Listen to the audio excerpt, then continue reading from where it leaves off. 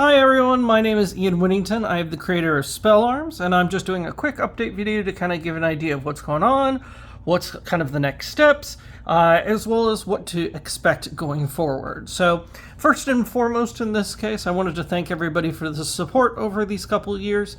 We've been making a lot of changes, we've been updating a lot of how the game works, but we've more importantly been updating the cards.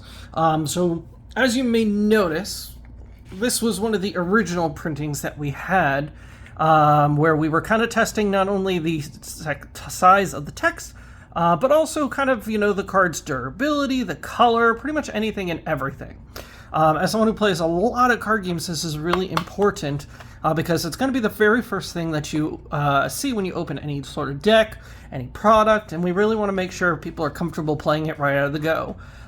It plays very well in sleeves, it plays very well for those who don't like the sleeves, and more importantly, it looks like, especially just from holding the cards and dealing with them, that they're not going to just bend and break super easily, which is very nice. But this is one of the newer ones we got.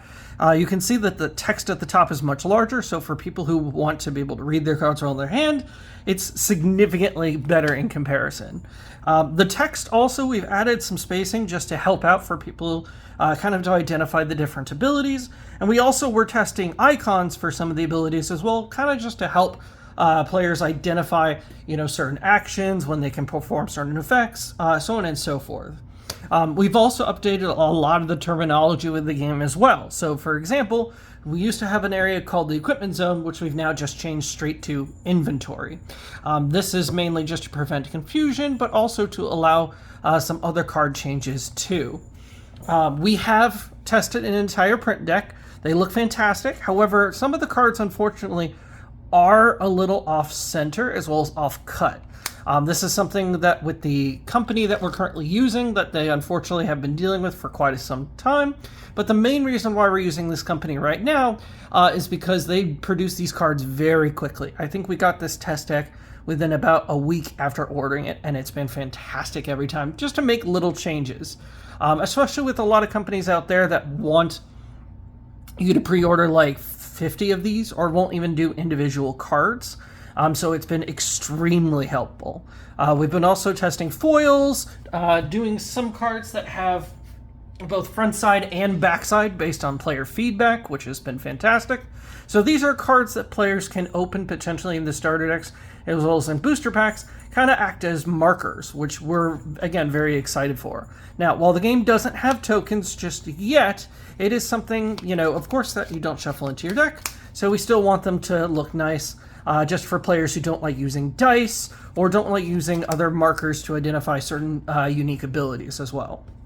Other than that, in terms of what the next steps are, so now that we've gotten this newer print run back, what we're going to do is we're probably going to move on to making sure that both the starter decks come out the same way, have the nice print. Maybe we'll up the font a little bit more here, but they do read really well in terms of regular gameplay.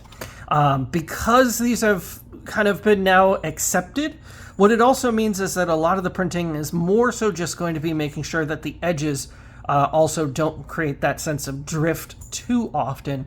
But again, we're going to try to do our best to work with the company just to make sure this is taken care of. It does mean, though, that we can pretty much get to regular printing, hopefully by the end of the month, and hopefully have everything ready for long term for when we start heading to conventions later this year. We will be heading to the Nova Open to preview a game that we're working on called Deicide.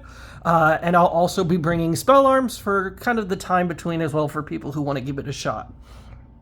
We'll also be opening up additional testers to help test with the current booster sets that we have currently in rotation for testing.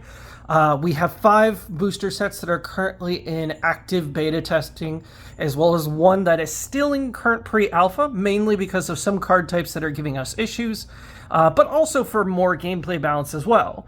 I've had a lot of experience with many different types of DCGs, and one of the things I'm trying to avoid is very common pitfalls that a lot of these kind of fall into.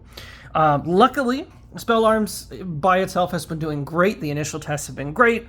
All the feedback has been fantastic, and we're trying to get to Tabletop Simulator as well as Screen Top, and we should have those done hopefully by the end of the month. Fingers crossed, but we'll see. This also means that for our testing community that is testing right now, you should be receiving your promos as thank you for helping me throughout this entire process. And for the artists out there, you know, we will definitely be sending these starter decks to you kind of, again, as a thank you for helping out and for being very, very patient with this whole process. We really hope all of you enjoy SpellArms. I'm going to be re-recording the YouTube video for the tutorial as well.